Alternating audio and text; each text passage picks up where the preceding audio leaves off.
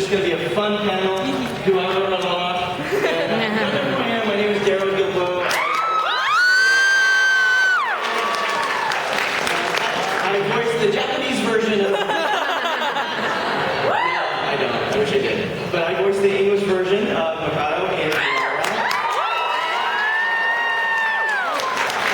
What we're going to do today is I do have some prizes to give away.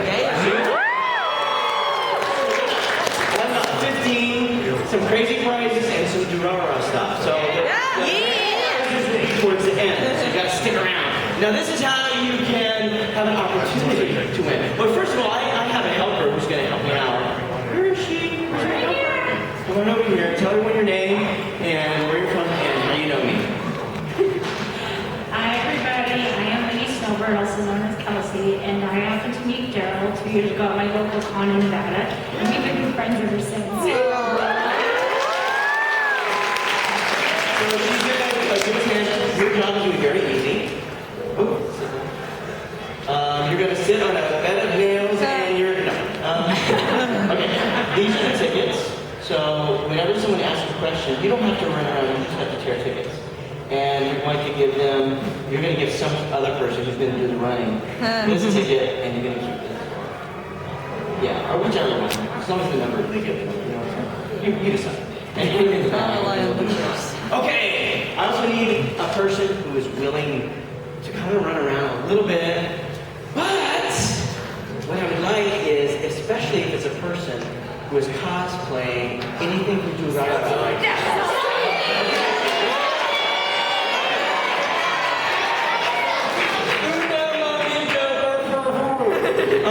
If you're a cosplayer right now, you can stand up and or Durarara cosplayer, stand up and you want to help. Come on, stand up. Come on, I saw. Yeah. Now come on. Come up to the front. We got a selfie, a Shinra, and we got a Kizuo, and I guess Isaiah pumped out. I'm sorry. I wanted to be cute today. You know, I did see a Mikado earlier, and I guess he was too scared and he ran away. Okay, come over here in the middle. What we're going to do is, this is, you know, because I only need one of you, unfortunately. There can only be one. There can only be one. So you're going to have to battle it out. In the death fight game of rock, paper, scissors. Last man standing will be the helper. Okay.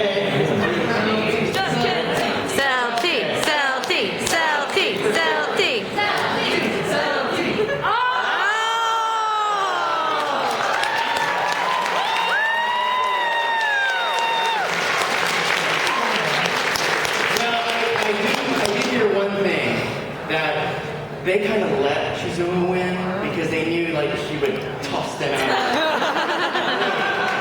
Should have won a long time. So exactly. Well, do you want to do it here? I mean, I don't want to like tell you what to do. Yeah, I know you're very attached to those things. Okay, so your job will be whenever anyone asks a question or participates, she will tell you a ticket and you just run over there and you give them their ticket. That's going to be one ticket per person, so if you do ask a second one, please just take one, okay? Because we have a big crowd. Actually, if you want to start, you get a ticket, and the two over there, Selfie and Shinra, get a ticket.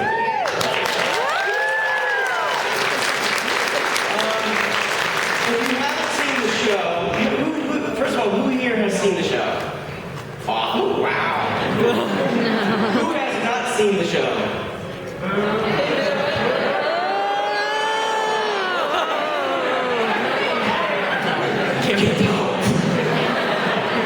Stay. Oh, did you find that scene, by the way? Okay, good. Wait, not yet. It's part B. Part B of Red Dead. So, in a little bit, I'm going to show you a fan favorite. If you're not familiar with the show, it doesn't give anything away, but it kind of gives you the attitude of the show and just, I mean, there's a lot of dark parts to it. There's a lot of fun parts to it. There's tons of characters. That's what I love about the show, actually, are the amount of characters in there and how each one is so unique and different. You know, one great thing was, of course, I played the opening song, and of course, the band is here from Japan. Yeah.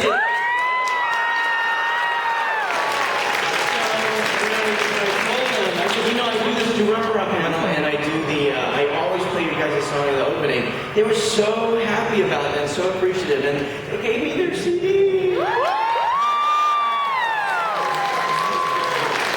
of course, the director, the Japanese director, I know we butchered his name, so I won't say it. What's his name? Omori.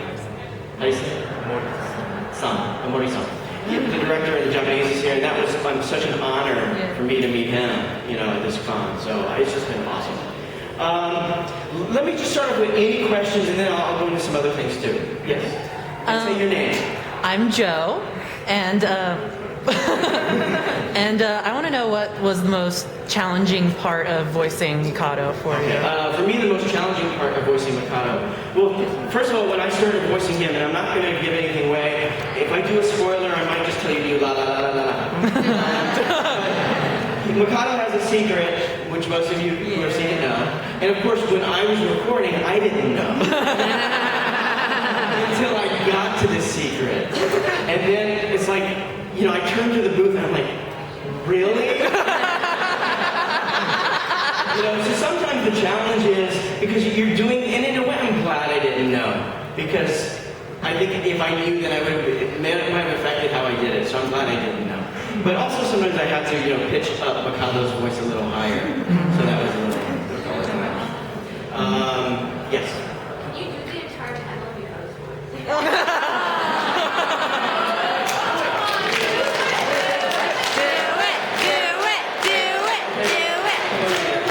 What's your name? Cherry. Okay, you're gonna be Henri. So I'm just gonna. I won't be able to do the entire panel because they'll have to pay me my session fee. But I will do it a scene with you. Okay. And you know how Henri's very shy and they're walking books. Okay, we're gonna be walking home from school. Come over here. Let's take off.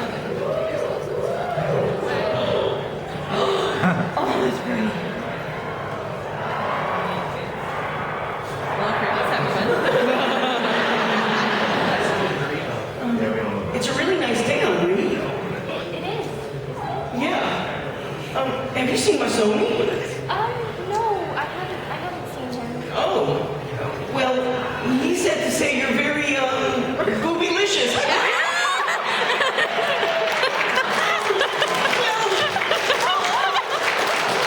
I gotta go now.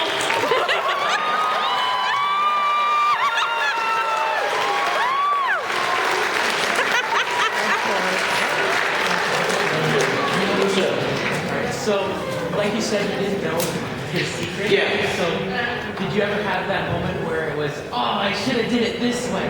Well, no, because I'm really glad I didn't know. Because I think it kind of kept him so that the audience wouldn't know until they found out. You know what I mean? So, let me get to it way in the back. Yes, sir. And the white t-shirt glasses. Besides yourself, who is your favorite character? Besides myself, my very favorite character was myself. No, it's a cross. I have a hard time because, of course, you gotta love Shizuo, you gotta love Stealthy, for me, it's hard to pick a favorite because I really love, I even love the Walter and Erica. that whole manga stuff, and, there's so many side characters, the chick, whose head, the guy, the sister-in-law with her brother. Yeah, you don't want to go there if you don't know the guy. You sir in the suit in the back. Me? Yeah.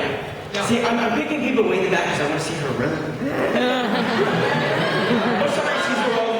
Don't make me do this twice. Okay, so for when you're voicing as a Mikado, do you feel like you are Mikado, like his personality, or Yeah. any other character? No, that's a good question because, a lot of times when I do the work, you do feel like you're putting a little bit of yourself into those characters because, they'll do, after you do your line, quite often they'll say, okay, playing back, because they want to hear, how it's sounding and see it. And then, you're watching it and you're seeing your voice come out of this other person, so at times you feel that connection, I felt very, heartbroken about a lot of stuff Mikado did, when you do it, at least I feel it, So, yeah.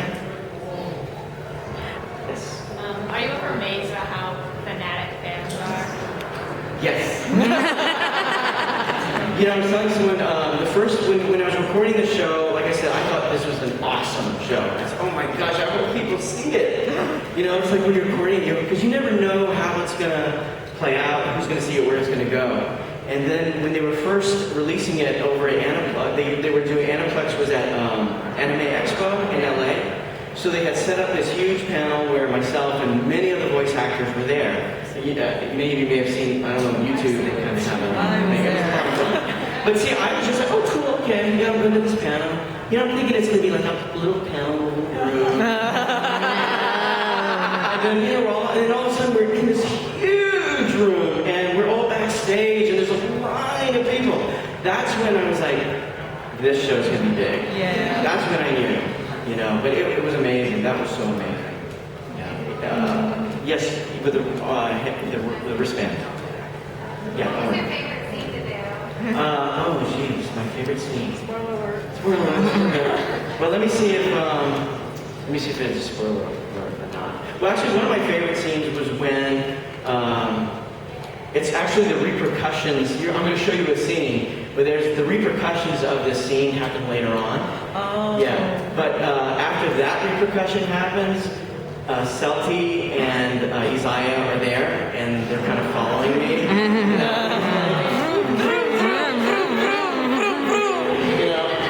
They can't see me if I just keep walking. So then he goes into the tunnel, and that reveal. I love that. I love doing that scene as an actor for some reason. It was just, I don't know, I just like the connection with Celti and Mikado.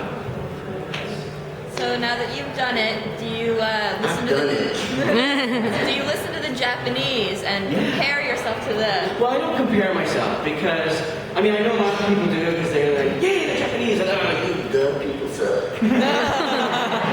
But, so I don't compare. I mean, like inflection and stuff. Yeah, well, you know, there are times, that's funny you say that, because there are times though, like with the Japanese, they'll say, okay, they're angry, and then I hear the character, I'm like, that's angry? Because, you know, I think the Japanese culture is so different than the Western culture, so there are times they will emote things differently.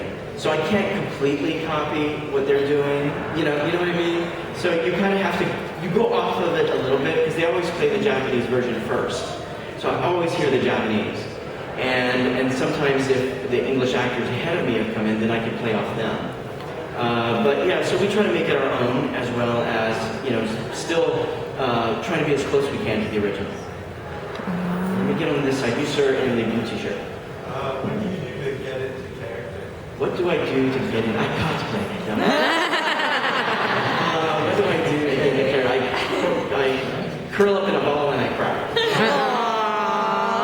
No, I mean, I think just like all this, there's different ways. It's sort of like, for me, it's like I just try to get back into the mindset of the character that I'm going to. I mean, recently, a little bit off Durarara, I just finished 2 shows. One is called Nura Rise of the Yokai Clan. It's on DVD now, and Blue Exorcist. So I was recording both of those around the same time, and those are 2 very different characters. They're both demons, but they're both kind of different demons.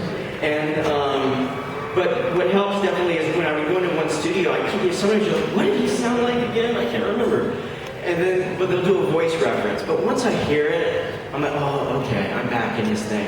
And you just sort of get like a rhythm going because all you're seeing is your guy, you know. So you get that rhythm going with the character. Let me get on this. You, young lady. What got you into voice acting? Well, I was walking down the street one day and somebody told me to speak. So, I was an actor before. I've been trained as an actor, and I'll make it short because some of you heard it before, but I had worked with this woman. Many years later, I ran into her again. Her husband directs anime, and she was like, you have a young sounding voice, you need to do this, you need to audition because you're auditioning for Overmaking Gainer. I said, okay, well, and she said, I'll get my husband to get you an audition. So I went into audition, and I wasn't nervous because I thought there was no way I'm going to get this because I have no experience with voiceover, you know. So I was going to have fun, and I didn't know the technique. I didn't know about hearing the 3 beeps and matching the lips, and they said, don't worry about any of that. Just we're going to play the Japanese, and then here's the English dialogue. Just do it. And so that's what I did, had a lot of fun. Again, I just let it go, said, oh, I'm not getting that. And then about 3 months later, they called me back and said I had to lead in Overweek King Gainer. So then from there, that led me to doing more and more and more. So I feel so grateful and fortunate and lucky. Yes. Yeah.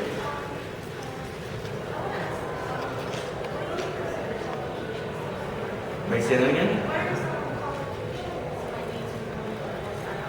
Well, I think, acting training is so important because we're not just speaking. If some of you came to my counter yesterday, I showed a scene from Paranoia Agent that I had seen in. And, you have to really be present to do every single thing that guy, like my character was throwing up, he was sneezing, and, he was like Chewing on words. He was chewing his words that he had just thrown out, trying to, eat them back in and talk with your mouth mumbling, and he was having a nervous breakdown, so you have to be willing to go there, I was a very shy kid. Now you can't shut me up. But I was a very, very shy kid. And so I had to learn to let my inhibitions go as an actor. Because you have to be true to whatever character you're playing. Because it's not going to be you. It's that character. You have to be true to them. So, like I said, acting training, cold reading workshops, so important. Because we see our script for the very, very first time ever. We don't get them in advance. So you have, a full page. You're doing 360 lines for one episode, and you're just going line, line, line, line. They don't wait for you to say, oh, can I have a moment to read this line so I can learn it? They just, okay, 265, 268, just do. So you have to be quick, you have to be focused, and you have to know how to make, decisions about your character. And if you go wrong, the director will bring you back to, what needs to be done. You know what I'm going to do? Can you just go down the row and give everybody a ticket? Just give everyone, if you already got one, don't take one. Just go down and do that while we're doing the panel. That'll make it easier. Yeah. So, actually, if you want to help her, pull some out, you do one side, you do the other side. Everybody can get a chance. Yes.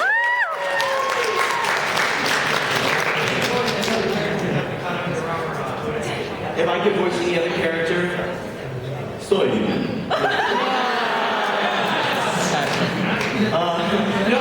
Also, who would be fun too? I think Shinra would be fun. You're local, he voices Shinra, so he and I sort of have a kind of a different, a similar voice pattern or not pattern, but you know what I mean, level or something. But that's a fun character. They're all fun, my God. I'd be salty if they let me. Well, let me ask you one question. Okay, you guys, and I'm speaking fast because, Thank you. This is gonna fly by so quick. I've done these so many times and I think, oh my God, an hour is going already. And then I want to make sure I have time to give out prizes. So can you let me know when it's like 15 to, or something? I didn't know what that, you know where I learned shipping?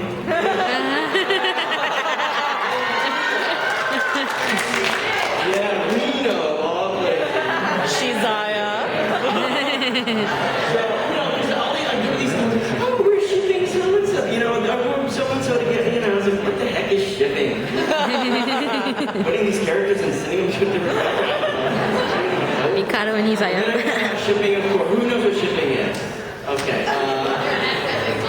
Okay, yeah. Okay, who wants to explain shipping real quick? Who wants to? Okay, you come on. What's your name? Erica. Erica.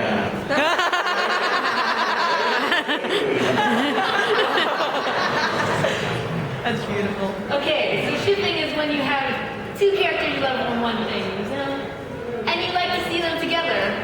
It doesn't matter if it's a crack ship. A crack ship is when they're completely unrelated. But anyways, two characters. You love them together, and they become what is called your OTT.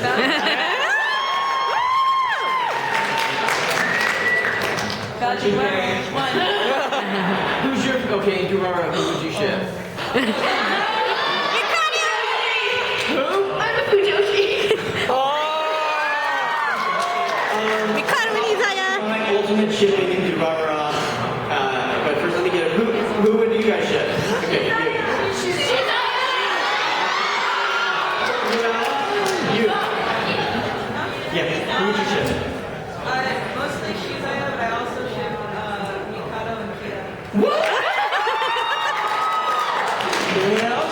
Come on, don't be shy. Way in the back. Yeah. Anyone else? Anyone else have anything interesting to you? Mikado and Irene. Mikado and Irene. Who else? She runs selfie. Yeah. She's doing my salty. I'm in sushi.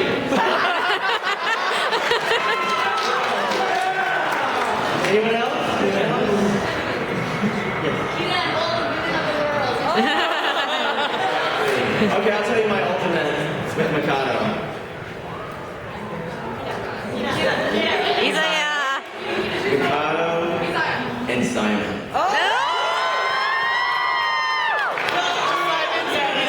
You know, he was always inviting him over to have sushi, you know. Is he boobylicious? I guess. I used to that with a crazy one. He was all pretty. Oh, yeah. Yeah, sometimes you do, you know, you're like, oh my gosh, I can't believe I'm getting paid to do that, you know. Actually, one funny one was in, Blue Exorcist. My character, as a mind, he's got this, like, green hair, you know the show? And there's one little scene where the kid, like, I think he has a slingshot or something, he hits his hair. Oh, it was a Yeah, and then it goes like, whoop, and it goes, or so. I can't remember how I did it, but I was like, kind of even a mistake how I did it, you know, but it was perfect. So sometimes you even do things and you're like, oh, okay, that works. That was fun. Let me get someone who has not asked a question.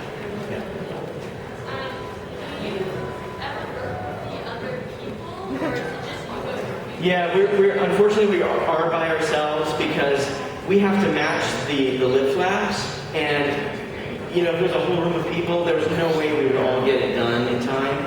And not only that, like a lot of times they have to change the lines right then and there because you know there might be lines that the whole thing like you know, oh, you're boobylicious, you know, and they say, okay, say it faster because they're trying to fit it in the lip flaps. But maybe it's not enough words. Then they have to add English words, or they have to take out English words. So you know, it is time consuming. So they have to focus on one actor at a time. You know, even if you're the smaller roles, they have to.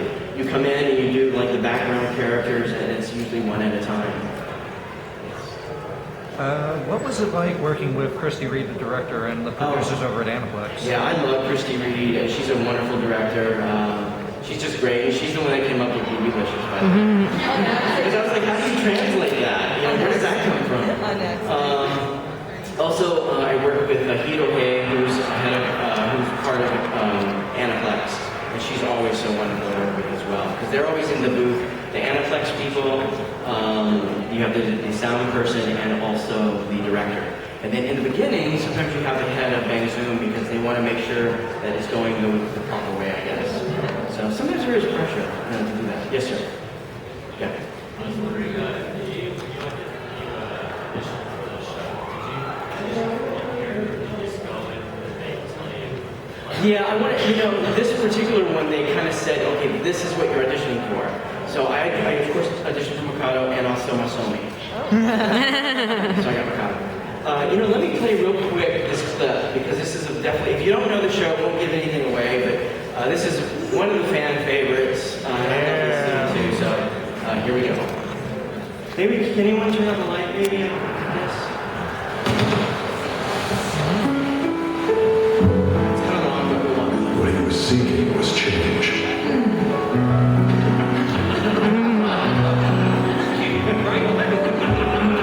The potential of a new place gave him hope that something different might happen here. But what was really waiting for him was the dark underbelly that hides just below this city's surface. Doubt begins to overtake him. He starts questioning if he can really make it here. I'm so serious. I know what you're thinking. Ride the train and you're treated like a bird. Well, flog in a hunger scam you. Stay home too much and the neighbors crying. The always in the headless rider. Tokyo is a concrete jungle! That said, it is a challenge that you must overcome. You wanted to be a real Ikebukuri, didn't you? Then set your challenge. Mikado Ryugamine.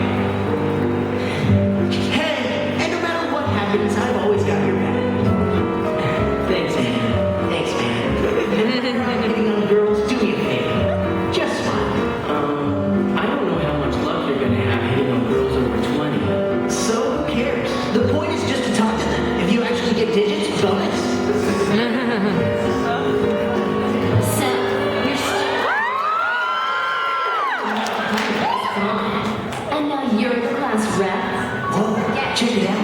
That chick is totally getting both, but those other girls are so cliche, they're more funny than scary. Hiroshi, Yo! What's up, dog? What do you say on me? Get my homies here and I'll show you how I roll! You know his kind.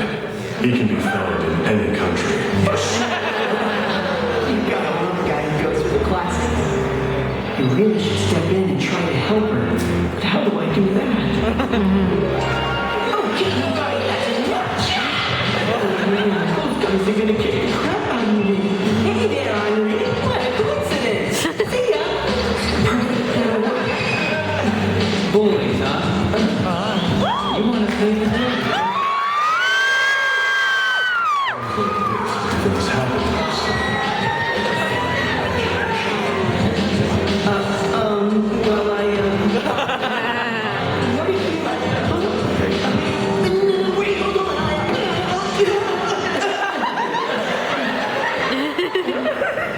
what dork? Well, you see, it's pathetic, really. What are you, like 40? Butt out. Listen, it's not my problem if you lovely ladies get pummeled to death and die. I can knock your teeth down your throat, or you can bag on my age when I'm actually just 23. I don't care. You're in a class that's so beneath me, it doesn't matter. Human beings are weak things. But beating up chicks isn't really my shtick.